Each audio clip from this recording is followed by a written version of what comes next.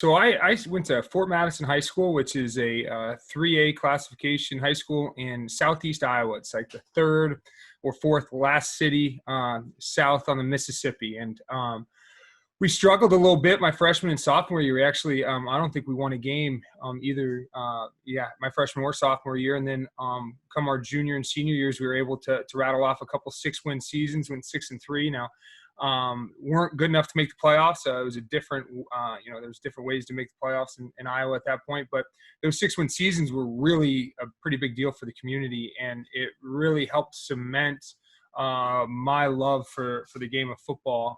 Just seeing how people come out of the woodwork to see us not even be great, just be good, right? And how it galvanized the community and help bring people together. And I felt like that's something special, right? That's something you don't get out of a lot of sports or a lot of experiences in life. And so I actually, after college or after high school, I went to Bemidji State University, a D2 school in northern Minnesota, and played just to play football. In high school, I was a 4-sport athlete. After spending a couple of years at Bemidji State, I got a little bit homesick and missed playing basketball. I had some really good friends, high school buddies that were at Illinois College, a small Division III school in the heart of Illinois. So I transferred there and started playing football and basketball, and had an awesome experience. Met my wife and got to play with high school best friends and still have those relationships to this day. Right out of college, I was one of the lucky ones.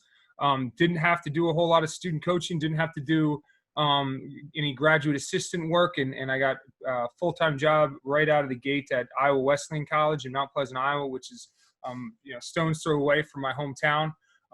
While I was there, I worked, tirelessly to get my master's degree.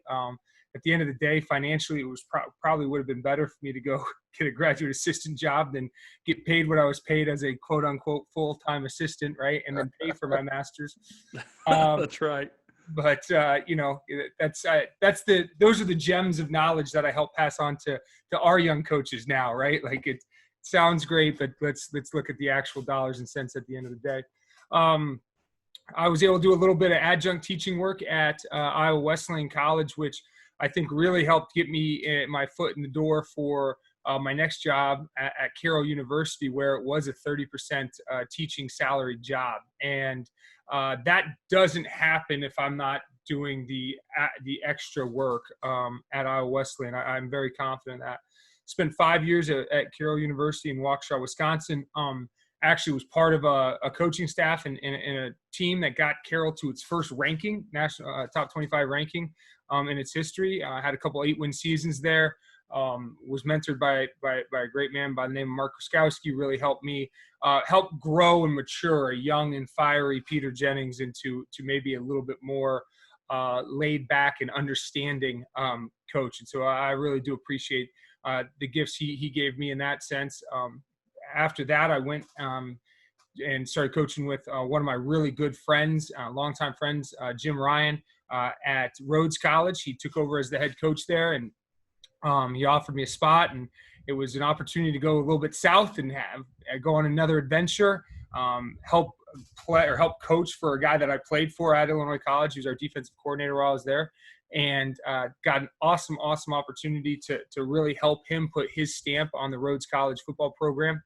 And after a couple years there, actually a lot shorter time than I thought I'd be there, I got a call from Coach Bullis at Wisconsin Whitewater, and he asked me if I'd have any interest in talking a little bit about their open offensive coordinator and quarterbacks coaching position. And as things normally go, it was I think over Christmas break, right before the national convention, if I'm not mistaken, when the first conversation happened. And I had just completely renovated my kitchen in my house in Memphis. I had fully like reorganized my garage so that it was like, had an awesome workshop, had an awesome workout room. We had just put in a nice little deck on the back on the backside of the house with a tree fort for the kids. Like, really had made that our house in Bartlett, Tennessee, our own. And Coach Bullis comes calling, and So really, there's a couple of funny stories about my my trip to Whitewater, if you will, or my travels to Whitewater, or how I got here. The first one is, we're at the national convention, and I saw Coach Bullis, and we had spoken, and he said, "Hey, I've got a couple meetings set up. At some point, I'd love to chat. I'll let you know." And I said, "Oh, hey, great. I'm open all weekend. I don't really have any plans. Obviously, I'll skip out of a session if it means I get to talk to them. But I'm a diehard Buffalo Bills fan, and that is my cross to bear. And that is something that I take pride in, but then I'm also very saddened almost year in, year out, right? A bunch. Well, Bills Mafia. Bills Mafia. There you go. I haven't jumped off any RVs yet, but had we won that national title game, I might have. So if this is 2018, I believe, right? Something like that, maybe 17, whatever. But the Bills are on like an 18-year hiatus from the playoffs, right? They haven't made the playoffs. It's just an unbelievable streak of just them being terrible. And I had no sooner sat down at a pub with, all of my good coaching buddies to watch the first Buffalo Bills playoff game in 2 decades, right? 2 decades. I had my order of appetizers. I had my, my cup of tea or whatever it is, right? And I get the call from Coach Bullis, "Hey, can we meet?" Well, we're in Charlotte, and we're like a mile and a half away from the convention center. So I'm jogging back to the convention center to try to not miss as much of this game as possible, right? So, and long and short of it, I missed the first half of a horrible, horrible playoff game in which the Bills lose in like a 6-3 game or something. All my food's gone. Somebody's drank my beer, and I, lo and behold, I don't even get offered the job the first time. So I did all that, and they went in a different direction, and it was only because Jake Landry got picked up by Northern Illinois after a few weeks on the job that I got the call from Coach Bullis to see if I'd still be interested. And I said, absolutely, let's do it up. But it was quite the that was quite the day. And I didn't get to watch the Bills be brutally bad in the playoffs. First time in a long time. Well, the first Bills game I remember, because my dad's college roommate was Jerry Ostrowski, who played offensive line for the Bills. And so the first Bills game I remember watching because I was a young kid was because they were in, they'd been really good. They're in the playoffs, was them against Tennessee for the Music City Mirror. That was the very first Bills game I remember watching. So it hasn't been a good, last 18, 20 years for them. No. And I was I think a junior in high school when Frank Wycheck threw that ball across the field to Kevin Dyson, and I was sitting in the Bettendorf gymnasium getting prepped to play a varsity basketball game when the news hit that this happened, and I'm like, how can I go play now? Like, I can't. Like, I'm devastated. I'm heartbroken. That's so funny. So my question is, obviously, you don't get the job, and it's a little bit different in the coaching world as the recruiting world, but as I've never gone through that, where even anyone's wanted to come and find me to want to interview me to hire me, but I have gone through the recruiting process, and I hear all these kids that get recruited, that these schools, hey, we're not going this direction, we're going to go in a different direction, and then right at signing day, the kid drops, and then they call the other kid, kid B back up and say, hey, now we want you, and then that kid's, maybe his feelings are a little hurt, or maybe he doesn't go there because he already was, they went a different direction. Obviously there wasn't too many hard feelings because you ended up there, but was it a tough thing at all for you to go through mentally, or think about, hey, they wanted to go this direction with him, but now he's gone to a different school and now they're calling me up? Or are you just so used to the business that, hey, that's how things go, I'm glad that I got this opportunity? Yeah, I think there's a couple layers to that onion that we could pull back. Truly, one of the things that I've been blessed every step of the way is I've always had what I feel like is a really good job. So when I got the call from Coach Bullis to say that they were going a different direction that first time, I was actually somewhat relieved, because guess what that didn't mean? I didn't have to figure out how I was going to commute 10 hours each way to see my 2 kids and wife. It means that I don't have to go find a house. I don't have to sell a house. So there is a level of, like, okay, yeah, okay, we can move forward here at Rhodes. And again, I'm working for one of my best friends and a great mentor. And so walking away was not easy to begin with. And so I didn't, all of a sudden I'm not faced with that decision or even that opportunity. And there was a little bit of relief. Now, with that being said, I'd be lying to you if I told you that I don't feel extremely capable being put into any position across a lot of different levels, right? So to think that somebody not this is not a knock on Jake, and I feel bad if he's his name's come up so much in this interview, but right, like I feel like I am very comparable to Jake Landry and can do a great job, no different than any other offensive coordinator in the country. So, but I'm confident in my abilities, and I'm confident in that belief. And I also know that sometimes it's just not the right fit, or somebody doesn't see it quite as well as you do. But I was not in the slight. I did not feel slighted. I did not. I did not harbor any ill will. It was a decision that the program went. At the end of the day, Jake Landry is probably winning a lot of games here as the offensive coordinator if he was here instead of me, right? I mean, that's the way it is. So, but yeah, there was a little bit of relief, a little bit of disappointment. And then obviously when Coach Bullis's number rings onto my cell phone 3 weeks later, I was like, oh, this can't be good. Like, So my other question is, obviously, like, and I haven't gone through this just as an offensive line coach, but as an OC at a high school, it's said a bunch in high school, hey, you've got to be a coordinator. Well, you've got to change a little bit of your offense every year, or not change it, but you've got to mold it to the kids that you've got.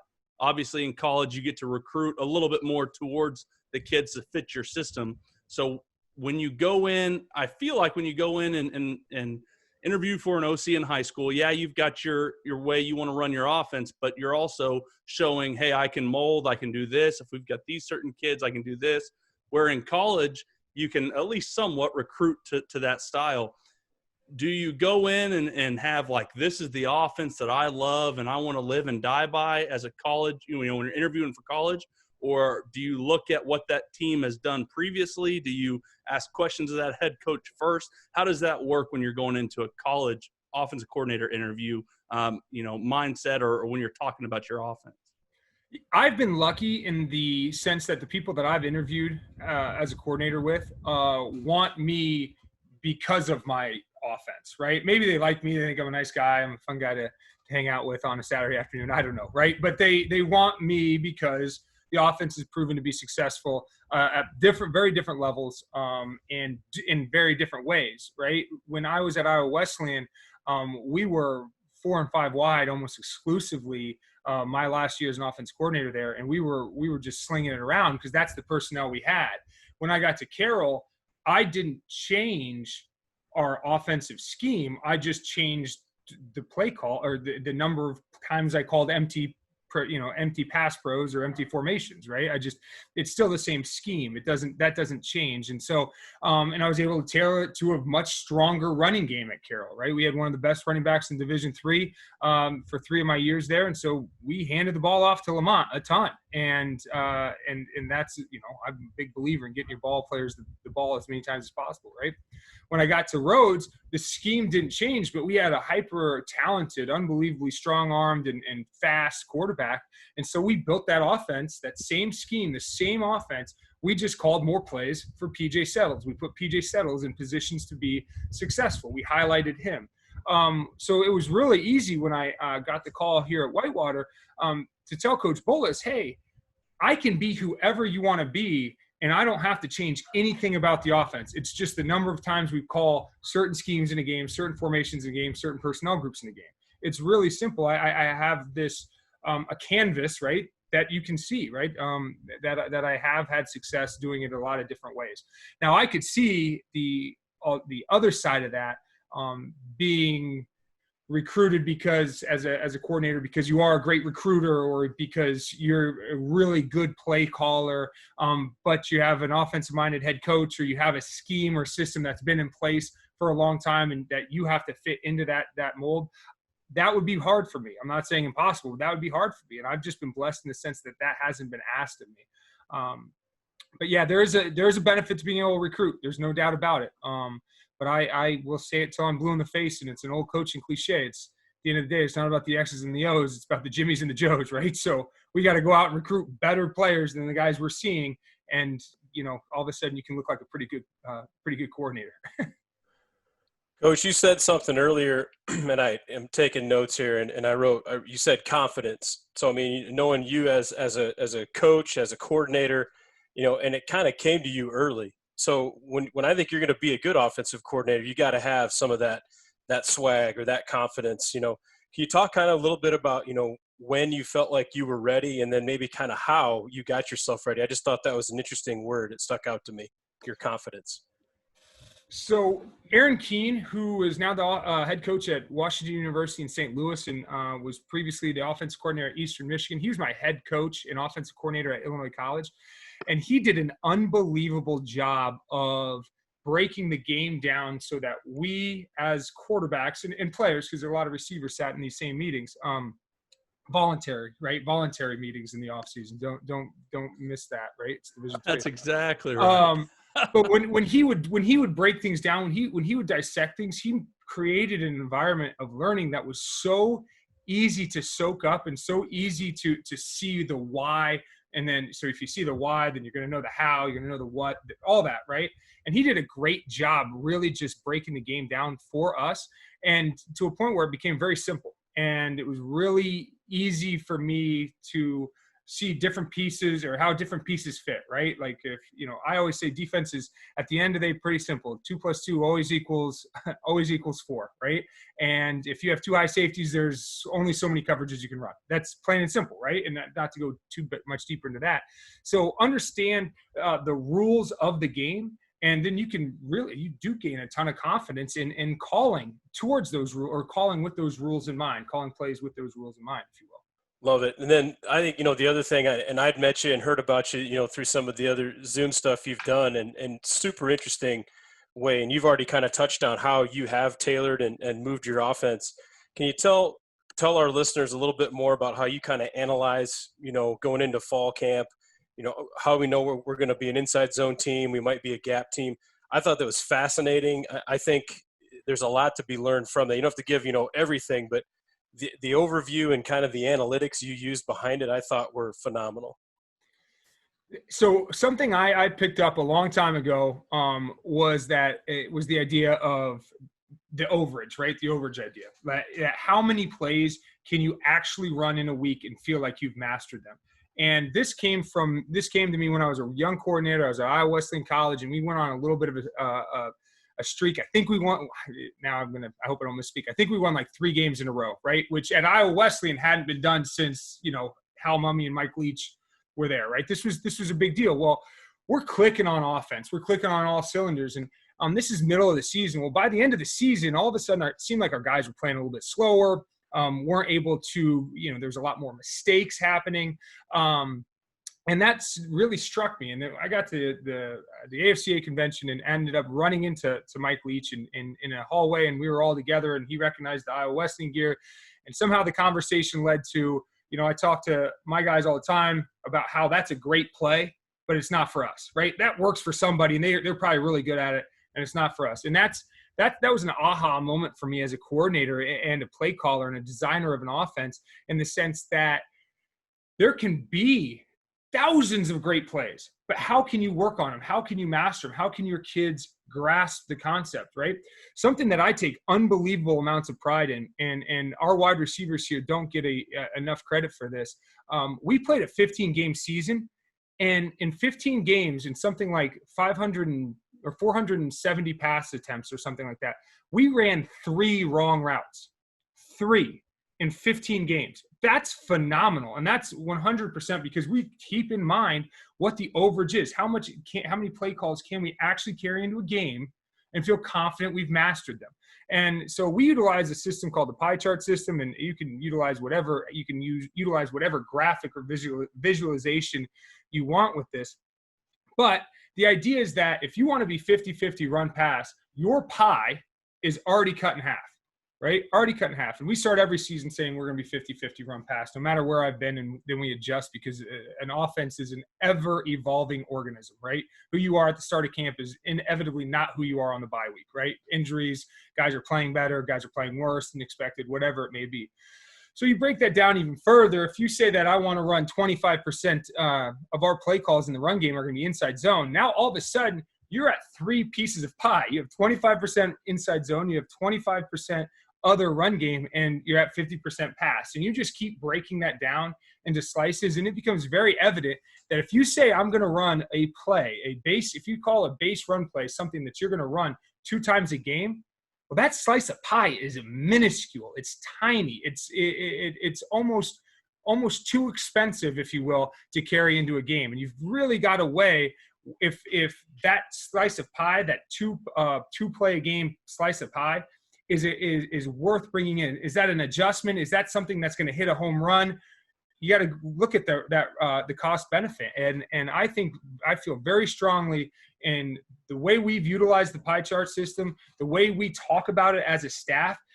It creates really clear lines of communication. Our entire staff gets on board with what our end goal is and what we expect to see. Our tight ends coaches and out there working pin and pull all season for us to run it 4 times in the first 4 weeks, right? He knows what we're attacking. We're going to attack with inside zone. We're going to attack with wide zone. We're going to use A-gap power. So let's build off of that knowledge. And we do that we do that a couple times a year and definitely going into preseason. And then we do it again once we're leaving preseason and going into the season so that we can see exactly how we've adjusted through the course of camp. So is that something then in the spring, which I know everything's been crazy this year, obviously, but in the spring that you're trying to front load and throw everything at the kids and so you guys can see what's going to work? I mean, you're trying to throw I guess that's the 2 big ones is, I've been at places, or I've only been here, but we've had years that, we cut everything up and we give them all the base stuff in the spring. And then in the fall, we add all of our tags and we add all the fancy ways we can do it and, fancy ways. And then we've also done it in the spring where we throw the entire playbook at them and they probably don't master much of it. But now they've got the entire playbook, and now in the fall, once we decide what that pie chart is, now we can narrow it down to those, heavy plays that we need to, master or have a heavy percentage. How do you go about, your spring installing of the playbook? So we utilize spring. We install very similarly in spring that we do to fall. And I'd say it's probably 80% consistent when it comes from what our spring install looks like to what our fall install looks like. That 20% is usually some gimmicky. I don't want to say gimmicky. It's a bad thing. We don't run a lot of motion. Let's say that. Okay. I don't. We're a Mike ID system. Running motion slows us down, trying to get 80 plays in a game. But every spring, guess what we work a ton on? Motion, because I'm like, this is the year I'm going to feel more comfortable doing it. Right? So when I say there's a difference between spring and fall, it's usually that we have something that we think is the missing piece, right? This past year, my first year at Whitewater, we didn't run mesh at all. Didn't run any version of it until we got into the national semifinal game against Mary Hardin Baylor. And we watched Jackson Erdman, which was one of the best quarterbacks in the country for a number of years, absolutely do work running mesh concepts, right? And so now all of a sudden we're in week 14, and I'm like, hey, we've got to at least install some version of this because we're going to need to get a 3rd and 5, right? Well, it worked. We did fine with it. We didn't win the game in the semifinals, but we knew that there's a shot that we're going to see a team as talented as Mary Hardin Baylor, or if not Mary Hardin Baylor again, which we did. And so we worked in the spring ball on mesh, and we really threw that at our guys as one of our base concepts, and we carried that all into the season. It was a really successful play for us. So it's a little bit of trial and error, plays that we think we're going to need, right? Plays that complement other plays or other schemes that we do that maybe we weren't great at, or that we need to add so we can be a better offense. But then it's also just some gimmick stuff, some stuff that we're trying to see if that's a flavor that we want to continue to taste, if you will, right? Another kind of question with that and with off-season more is I hear a lot of college coaches, and I don't think it's something I do a very good job of, but you hear a lot of college coaches that have been at a place that say, okay, in the off-season, especially now with all the, this downtime, we're really going back and looking at our plays. We're seeing why it was successful when it was, why it was why our negative plays or why our short yardage plays, why it didn't work out well for us. And they're kind of examining their different schemes that they had throughout the year. How do you go about breaking down, whatever, inside zone? How do you go about breaking it down and deciding how you guys, was it good? Was it bad? What made it good? What made it bad? Are you just putting one big playlist of inside zone and going through each? Are there different ways that you're tagging and cutting that up? How does that work for you? I'm a very data-driven guy at the end of the day. And I someday hope I have the funding to invest in some of these big companies that are giving great analytics to the Power Five and to some of the Division I programs, because some of that stuff is crazy good, and I think can be crazy beneficial. At the same point, there isn't paralysis by analysis, right? So you got to make sure that you're looking at the right data. You can't look at yards per play or the average rushing yards on inside zone. That can't happen, right? Because if you hit 2 90-yard runs and the rest are -2, you still have a pretty good average, right? I mean, at the end of the day. So you got to look at efficiency. And so we break down efficiency in a relatively traditional way. On first down, if you get four more yards, it's an efficient play. On second down, if you get half the distance back, it's or if you cut the second down distance in half or get a first down, it's an efficient play. On third down, you have to get the first down and it's an efficient play. And so we analyze each of our plays based off of that metric. And then we also look at how they stack up in formation. So we don't just look at what inside zone is across the board, right? Yeah, we have a playlist that's all of our inside zone clips, but we're looking at it from 2 backs. We're looking at it from 11 personnel. We're looking at it against a tight front. We're looking at it against a traditional Okie, against a pro box. And so we're looking at the efficiency of each of these plays so that we can find out what we are really good at.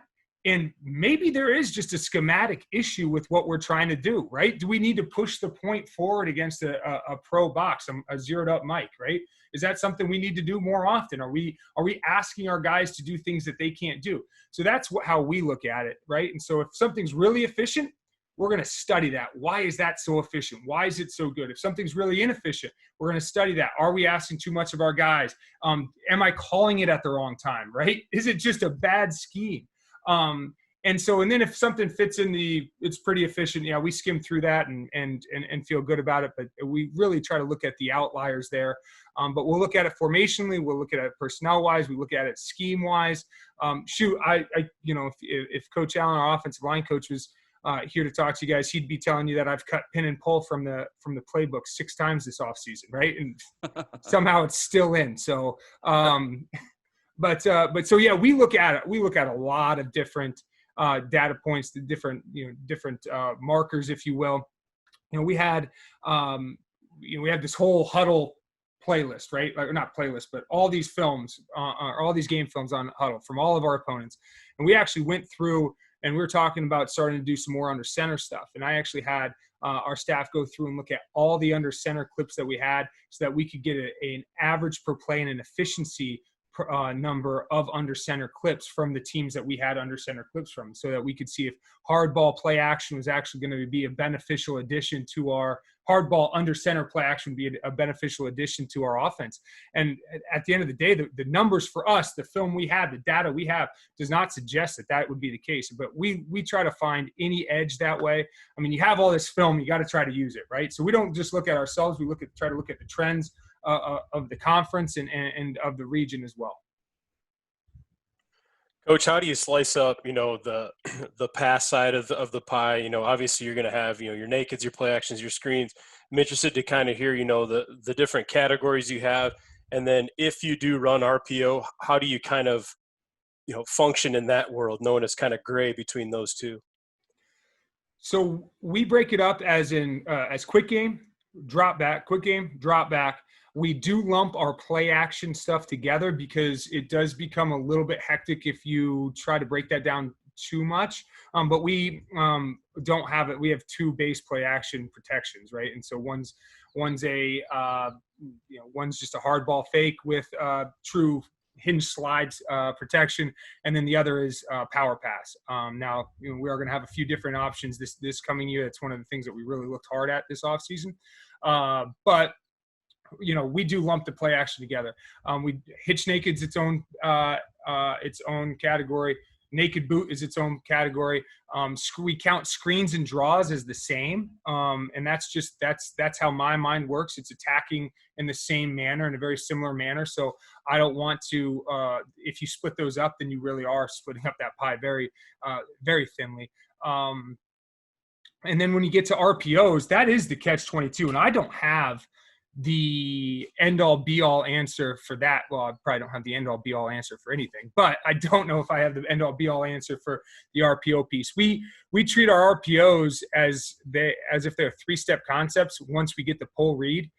So if you throw it, we count it as a three-step concept. If you give it, we're counting it as our inside zone or power, whichever we're actually running. And that does skew the pie, and that is a little bit of a conversation starter amongst our staff. If you were in our staff meeting room, we probably talk about that every other week.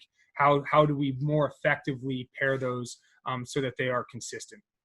Now, when you're breaking down, let's say inside zone, are you guys breaking down differently inside zone that's a pure give as opposed to inside zone with an RPO tag to it, even if the guy doesn't throw it? Or do you kind of all lump those in with the same, that's inside zone? So read zone for us, we run a decent amount of read zone. And even when we don't have quarterbacks that are true run threats, we are going to try to utilize him in the run game. So read zone is its own category. But then we also talk about true inside zone. And then that goes back to what Brady's question was. We will also try to separate the RPO piece, but if it's a give and it's an inside zone call, it goes to inside zone. So something you mentioned at the first that gives me panic attack every time I hear it as an offensive line coach is you kind of started out and you were very, like you said, 4 or 5 wide, a lot of empty. How did you go about protections with your quarterback and your offensive line? I think, there's a big split between offensive line coaches out there that, kind of my whole life was very high on, I just would like the quarterback to make the call. That way he knows where he's protected, where he's hot, and let us, go where he tells us to. I think there's a lot of offensive line coaches out there that say, hey, let us make the call, let the quarterback not think about his protection, as much and see what we are telling him.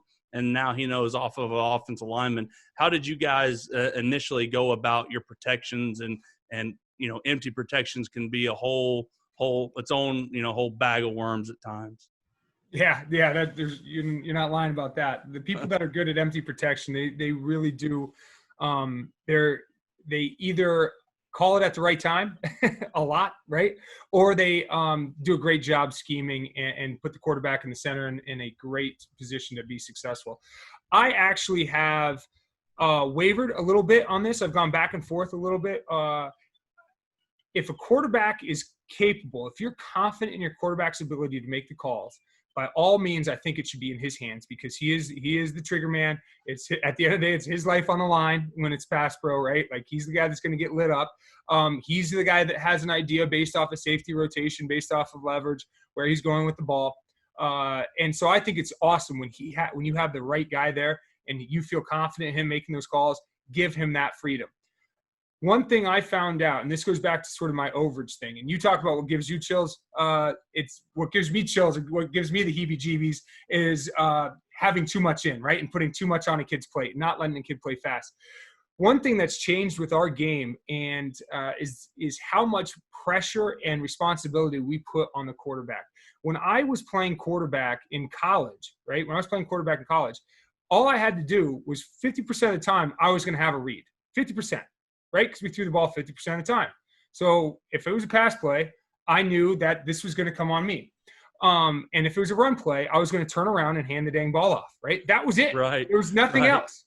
And now what this game has turned into is the quarterback's truly making a decision every single snap in a lot of offenses. And so when you put that type of pressure on a quarterback, when you put that type of responsibility, there's a piece of me that says adding the protection responsibility just isn't healthy for him, doesn't allow him to play fast, and probably isn't getting you into the right situations as many times as you'd like to. So I think there's a fine line, right? Yeah, you have the right kid at quarterback, and he's gonna want it, he's gonna relish it, and he's gonna be great at it. You have a guy that maybe isn't quite as confident. heck, just let him make the RPO reads, let him make the read off the defensive end or the safety or whatever it is, or let him drop back and throw it and have the center call it.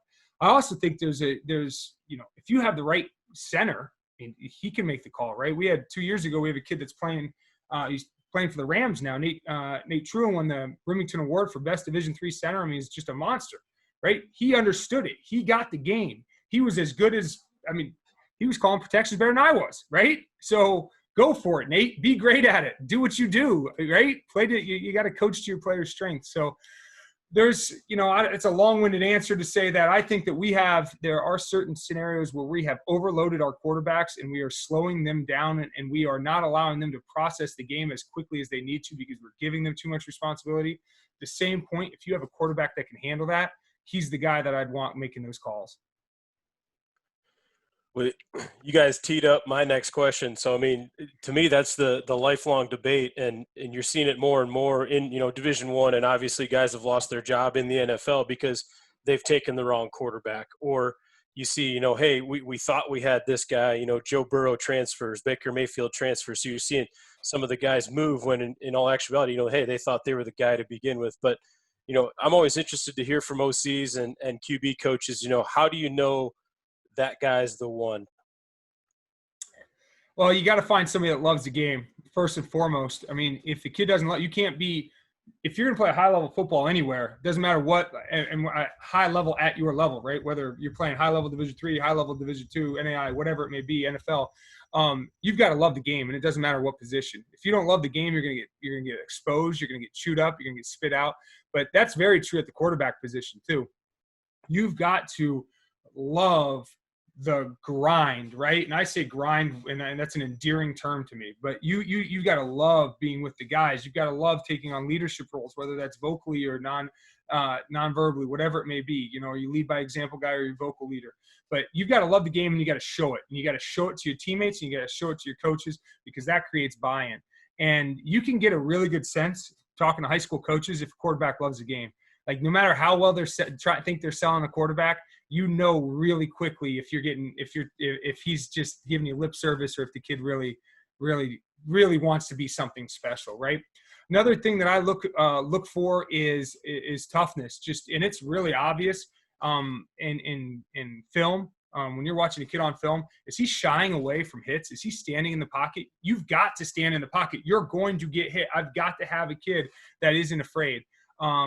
We also are I'm very cognizant of looking for guys that can throw off schedule, right? Are you a guy that can make the throw as things break down, or can you escape? You don't have to be the fastest, but are you creative once you're out of the pocket? It's not always as natural as people think, creating when things break down. People think that that's just what quarterbacks do. No, that's what the great quarterbacks do, right? That's what the really good football players do. And so you got to find a kid that's capable of making off-schedule throws, that's capable of extending the play. I love arm strength, but that's because of where I coach at, right? We coach in Wisconsin. We played 15 games, and I think 11 of them were raining, snowing, or had 25-mile-an-hour wind. So, right, like so. I do love arm strength, but at the end of the day, if your feet are good and if your timing's good and you're accurate, we can work with that. But I really want to see somebody that loves the game. I want to see somebody that's tough, that's got grit, and I want to see somebody that can create and is an off-schedule football player. Because at the end of the day, we did, speaking about just different breakdowns we do, we looked at how many times our quarterback threw with a truly clean pocket this year. Do you guys have it? Do you have any idea what we're talking 38% of the time he threw with a truly clean pocket. 38%. Jeez. So, and we're good hypothetically, right? like we only gave up, I think, 14 sacks or something like that in 14 games. We have a great offensive line. We have a great offensive line coach, but that's just that's the way the game is played. It's not a beautifully clean pocket that you're thrown into. You don't get to just drive, push and step up and deliver rockets. You've got to be able to avoid people that are coming basically to end you. So is that something at all that is coachable? Is that something that you guys work on, getting out of the pocket with the receivers, with the quarterback? And I know there's, I guess, old school scramble drill. I don't know.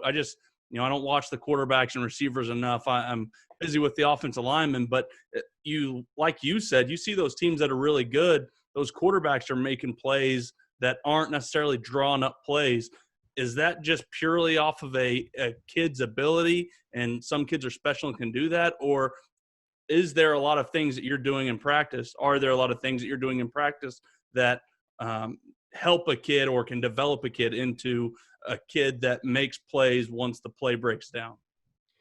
I think it's like anything. There are pieces of it that are more natural for some kids than others, but we absolutely work it. I mean, one example. Now we do a lot of indie drills. I don't have any role in special teams, so I get the quarterbacks and anybody that's not involved in special teams. They'll come with me, and I can work off schedule throws, getting back on platform, right?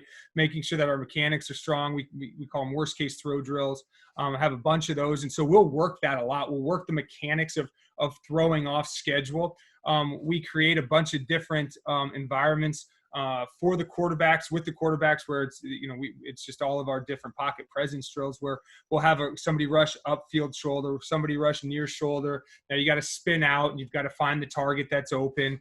So we will work that. One of the big things that we do that I don't think everybody does, and I think they're missing out an opportunity, is when we're running through Skelly or 7-on-7, we never blow the whistle. Like, that thing's live until the quarterback throws the ball, meaning he's going to go, and we're a progression read team. He's going to go through his progression. He gets to the fourth read. Nobody's open or whatever it is. He is now spinning out and trying to extend the play and drive the ball vertically or get yards. And he's not allowed to cross the line of scrimmage until he runs out of real estate, right? Like, so he's going to stay there and he's going to work and work and work laterally, whatever it may be, to try to make it helps with the DBs locking on and doing their scramble rule drills, but it also helps the quarterback feel more comfortable with what throws he can make as he's sprinting laterally and guys are moving either with him or against the grain. And I think that, again, I think people miss the opportunity when they just blow that dead, right? So 1 1,000, 2 1,000, 3 1,000, blow it dead. Well, no, let the guys work. That makes a ton of sense. I've never, ever thought of that. And I'm sure at first it pisses some defensive guys off. But like you said, if they understand the drill, just like one-on-one pass pro is for the offensive line, if you understand the drill and how it can get you better, I've never heard that idea, but I love it. And it makes so much sense that if the quarterback never works on some of these throws on the run or some of these tight windows, at least in 7-on-7, when's he going to work on it? I mean, he'll never know what he can and can't fit in or what he can do on the run if it's just, okay, now in the game, figure it out. That's absolutely right. And that at the end of the day is what practice is all about, right? Is challenging yourself to find out what you're capable of doing. And as a coach, I need to know what my quarterbacks are capable of doing, what our wide receivers are capable of doing, and what the offensive line, and on and on and on, right? And where their pitfalls are. And then we've got to help build them up wherever their weaknesses are. We've got to help strengthen those, right? But unless you challenge people, unless you're putting them into uncomfortable situations, you have no idea where you need to start. And the worst time to understand somebody's weakness is in a game. Game night. Right? Yep. Right. Coach, man, completely love it. Got a ton of great notes here. Another interesting thing you said, you're talking about, like mechanics and things like that. I know a ton of college coaches, they'll talk footwork till they're blue in the face. But it seems like a lot of them almost like have a snide comment or laugh about mechanics because it's like, well, I just go recruit my guy and he's got to throw this way or that way. How much is that? Do you think it's maybe, not understanding that or just knowing I can go get that? But I feel like, the best quarterback coaches can correct a lot of the, mechanical issues that kids do have. I mean, you watch Peyton Manning with Cutcliffe. Cutcliffe could fix him. I think there's a lot of QB coaches out there, and to me, they're, quote, the best ones. They have a mechanical basis. They don't just say, oh, you don't throw it pretty enough, I'm going to get a new guy.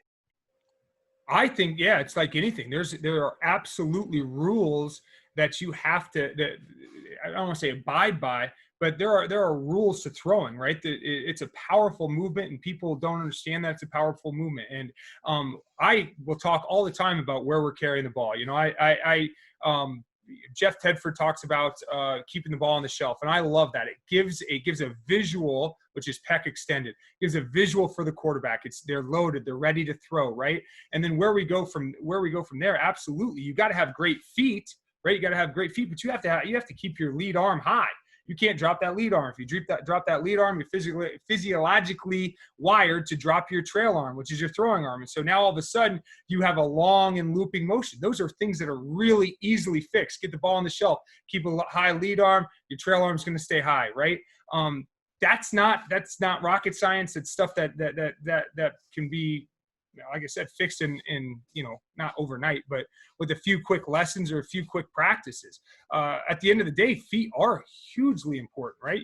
But I think so many people do too many footwork drills, right? If I showed you a list of, sorry, I just dropped some. If I showed you a list of my everyday drills, I mean, it's not a huge portfolio. And why is that? Because I feel like we accomplish everything we need to. It's all backed by the techniques that you see in a game or the necessities of game day, right? Like, we don't do drills that you're not going to see on game film. That's not what we do. We don't operate in that world, right? Like, but it's not, like I said, it's not a huge portfolio of drill work, but it gets the job done, and our guys can move through it very quickly, right? So I can get a lot of different unique drills that are working on where we're carrying the ball, how we're releasing the ball, when we're releasing the ball against pressure, how we can make the best of a bad scenario, right? Like, I have 3 drills that I've, that I really buy into that are all based off of, you made the wrong read, you did the wrong thing, how do you live to play another down, right? And we talk about that a lot, right? You pull the ball wrong, what do? You decide that you're hot and you're not. Where's that ball go? Where do you miss? Do you dirt it? Do you throw it out of bounds?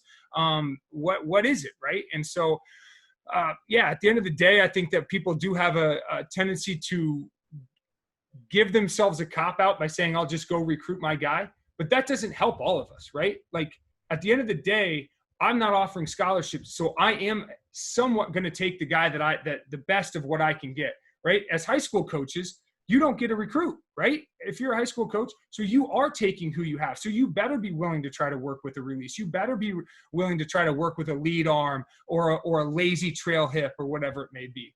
And I'm sorry, I get passionate about that stuff, so I got to settle down a little bit. No, not at all, Coach. Well, so kind of with that point, you talk about a quarterback and how many decisions they've got to make, even in the run game now with an RPO or whether it's zone read. How do you set them up in practice to make these decisions in practice? Because I think what at least we fall into at the high school level is, when we're doing zone read and inside run or whatever, trying to get your third team defensive end to understand to play down the line of scrimmage or play at the quarterback. And if he does one of those two, a lot of times it's over exaggerated. It's not a real look. You're never going to get the kind of halfway look, it seems like, and I'm sure maybe guys run into that same, false sense with certain RPOs that guys run. How do you get those quarterbacks a good look in practice? So I'm a big believer in the whole part whole approach, and this is going to be going to circle back to that. But we'll walk through everything we do before we even drill it. So the quarterbacks are going to see it on film. We're going to walk through it as a team, as an offense, and then that's when we pull it back out and practice it. And so what I actually do is I put the onus on the quarterbacks to make sure they're giving each other a great look when we are in Indy. So our quarterbacks are studying, right? We're watching how a defensive end's playing zone read, right? Field defensive end's going to box it. Boundary defensive end's going to chase, whatever it may be. We're watching that technique in our film room, right? We're watching that every day before practice. So now we go out, we're working a mesh drill. Well, who's playing the defensive ends? Well, the quarterbacks that were in the meeting room that heard me talking about the different techniques. So now I hold those guys, make them hold each other accountable for giving an appropriate look. So I'm not putting it on a third string defensive end or fourth string D tackle or whatever it may be. Same thing in the RPO game. Hey, this is how this safety looks as he's creeping, right? You're going to see this creep. What does this safety do? How we see that on film, and then we emulate it on the practice field in that and that part, the quote unquote part of practice, our indie time. And we get really good looks out of those quarterbacks, and they take a lot of pride in trying to, first of all, they think it's fun because they get to play defense and do this all you know how it Right. goes, right? But they take pride in giving each other a really good look. And you should hear our starter, the kid that did a great job for us in the playoffs, and we made a great run with him. I mean, he is going to get after you if you're giving him a sloppy look, and nobody wants to get yelled at, right? So these guys work pretty hard for each other. So that's how we get around it. We create, indie drills that are going to mirror what we're going to see in team, and hopefully mirror what we're going to see on game day. And we put the onus on the quarterback group themselves. Coach, obviously quarterbacks, and I think everyone thinks this of quarterbacks, they're watching, tons of film on defense. Is that something that you think, and this little, kind of out there, but is that something that do you think just as important for the rest of your offense, offensive linemen, running backs, wide receivers, or are you more geared for them to watch themselves? And I don't know that that's asked a really good way, other than, to me, it's so important for the quarterback to know what he's going to see. And it is important for offensive linemen to know what they're going to see on a Saturday, or a Friday in our case. But it seems like as a coach, I can kind of put guys, at least for the offensive line, I can put guys where they're going to be.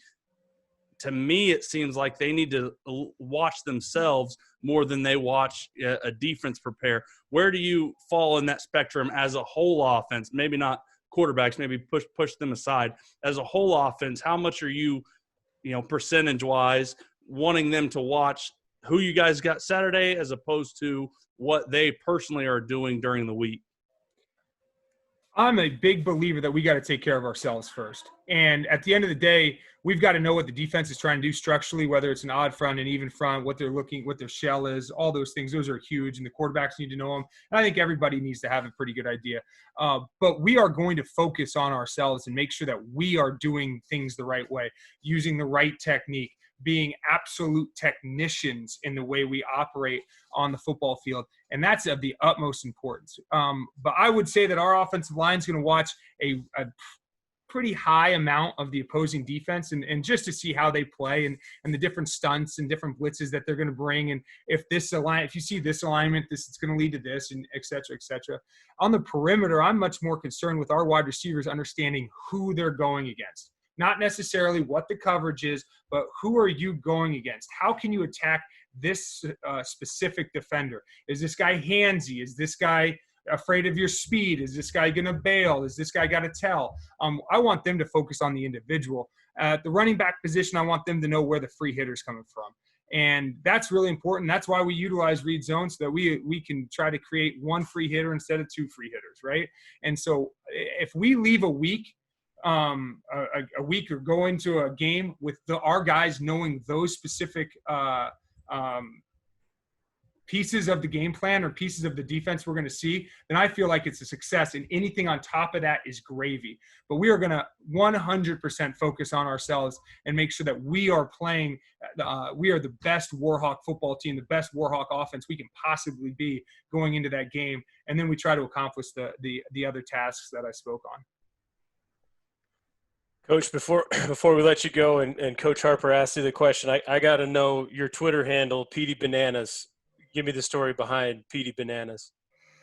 So it actually goes that the nickname itself is Petey Danger Bananas, and that's a stupid college thing based off of shows that we would watch as stupid college guys, right? Like Austin Powers was Austin Danger Powers. So I was Petey Danger. And then, we watched a lot of Entourage, and there's also about the time Super Troopers came out. So Bananas was a thing. I'm also a huge, huge fan of MTV's The Challenge. I don't know if you guys watch that. Like I go back and I've seen them all. Like I'm like it's my guilty pleasure. My wife, I've got two small kids. I can't watch it in front of them. My wife thinks it's just a bunch of, I don't know. She thinks it's ridiculous, but I love it. And there's a guy on there that's called Bananas too. And so somehow through it all, it morphed into Petey Danger Bananas. And at the end of the day, I'm a big believer in being me, and that's who I am. And I think the Twitter handle speaks a little bit about who I am as a person, and I do enjoy having some fun, and I think that's I've been asked to change it. Let me just say that I just can't. I can't bring Never myself. change it. I can't bring myself to do it. Never. I'm telling you right now, don't ever change it. I love it. To me, again, Coach Drinkall was on, and he talked about when he was at, Kansas Wesleyan, and he's like, we did things different on the recruiting trail. They'd show up. None of them ever wore suits. None of them ever wore, the polos. They wear the NWO T-shirts and things like that. It stuck out. So, I mean, to me, individual, your personal stuff, don't ever change it. It's refreshing. Well, I appreciate that a lot. And I'm going to remember this conversation, and I'm going to go back to this podcast someday if somebody actually makes me change it. That's right. Well, Coach, you also got, you're talking about some of those movies, which I think every football coach is into movies and shows, but you also have, the movie posters up on your walls. Do any of those film clips, are you a film clip guy that you throw those into your meeting or into your packets when you're giving them out to your kids? Yeah, we do some goofy stuff. There's no doubt about it. Like our scouting report, our scouting report always has something on the cover that's probably not. I mean, it's not off color or anything like that, but it's not necessary for us to win a football game, right? It's just something that keeps it lively. And I'll do a start the week off with some type of, this is how we ended the game. This is what we need to work on. And then when we go to our Friday meeting, that usually has something. It's relatively serious still. But then when we get to the Friday meeting, the end of the week meeting, we've all had a theme for that week, and we try to build off that theme. Whether or not, I try to think like, we put our All-American center in a conductor's hat and said it's the Nate train, right? All aboard. I don't know, something like a couple years ago. You know what I mean? Like, just we do try to have some fun that way. At the end of the day, I tell everybody that I recruit, you're going to spend so much time with me, and you're going to spend so much time with this coaching staff. You spend so much time with these players. You have to have fun. You have to enjoy it. And if you don't, it's going to be a miserable 4 years, and you're probably not going to make it. And I don't want that. I want guys to genuinely enjoy practice and genuinely enjoy our meetings. And even though some of them can be long, and even though some of them can be taxing and you're going to get tired, I never want them to fear or feel uncomfortable in that environment, because that's just not how football is supposed to be played, in my opinion. Couldn't agree more. Like you said, they spend so much time up there that the offense coordinators that I have, that the really good ones that I thought, like Cliff, when he was at Houston, was, the things I remember aren't even hardly games that we play. I forget most of the games that we played in, but I remember when he put the big boxer that put millions of dollars on us and put it on Twitter, and Cliff starts the offensive meeting putting that picture on Instagram or Twitter or whatever it was. Hey, look, Floyd Mayweather's got $1 million on the Cougars this weekend. And that sticks out in my mind. But a lot of stuff are the funny, like you said, not off color, but just kind of funny, different, weird pictures that they put up on the scouting reports. Those are the things that now, whatever it is, 6 years removed, that I remember from my college football days. And those were what made it fun. And the guys all loved it and kind of grabbed everyone's attention really before a meeting that, like you said, they can get long and boring. But if you can start them off like that, or you can kind of relate to the kids, not only is it better for them to learn, I think, but me personally anyways, those are the things that I remember. 100%. I could not agree more. So, Coach, we've had you on for an hour, but before we let you go, what I always like to ask guys is, when you're watching another team's offensive line play, what's some things they'd be doing that would make you think highly of their offensive line coach? Finishing and protecting the quarterback. I think those are two really big things that speak to me, right? One, because I'm a former quarterback and I coach quarterbacks, and I want to see those guys stand upright, right? Like, that's just a bias that I have. But the finishing piece, I think, is supremely important, because it shows a tenacity, it shows an aggressiveness, it shows that that school is recruiting the right guys, or is teaching the guys the right way to play, which is, hey, you finish the play, you finish it 20 yards downfield, you finish it 50 yards downfield, you finish. And if it's not half a count after the whistle, then you're probably not doing the right thing. We see so many different fronts and so many different looks. I mean, we see it all. Like in the course of a game, we could see 7 or 8 different fronts, which is just foreign to me before I got here, right? Traditionally, you see a couple fronts, team has a third down, whatever it may be, a third down package, or I see a couple different looks, but nothing crazy. Well, we see so many wonky fronts that I've really started to watch how people are picking each of these up and where they're leaving free hitters in the box, because that's one thing that I take a lot of pride on. We're not going to leave free hitters in the box very often, and definitely not on purpose. And I think there are times where you can see guys that are obviously leaving somebody unblocked, and that's a schematic issue. And that means that they either weren't prepared or weren't prepared or aren't being coached, how to adjust to the different looks they're going to see. So if I see a team that's consistently leaving edge guys or high guys free opposed to anybody in the box, I tend to think pretty highly of those coaches as well. Love that answer, Coach. You talk about the pass protection aspect. You coach O-line, everyone wants to smash it, and then you coach receivers, they want to throw it every single time. So I'd always kind of liken it that yin and yang, like, hey, man, the O-line, they don't like pass blocking as much. It's a lot harder, more difficult, just like you guys probably don't like run blocking as much when we get those long runs. But when you see teams that do both of those things really well, block well on the perimeter or pass protect, you're probably having coaches that are really able to sell those guys on those things. There's no doubt about it. 100%. Well, Coach, man, this has been an absolute blast. It felt like it went for 15 minutes. Seriously, we'd love to have you on again. And obviously, if we ever get up to Wisconsin, I know it's been on my bucket list for a while. You guys got a lot of cool golf courses up there to go play in the summertime. I got to get up there, man. Absolutely. And you guys, I'll jump on anytime, man. I love talking football. You guys do an awesome job. It's a great service to our profession. And I can't say thank you enough to have me on. And I do love to get around on the golf course. So don't hesitate to work your way this way, and we'll have some fun.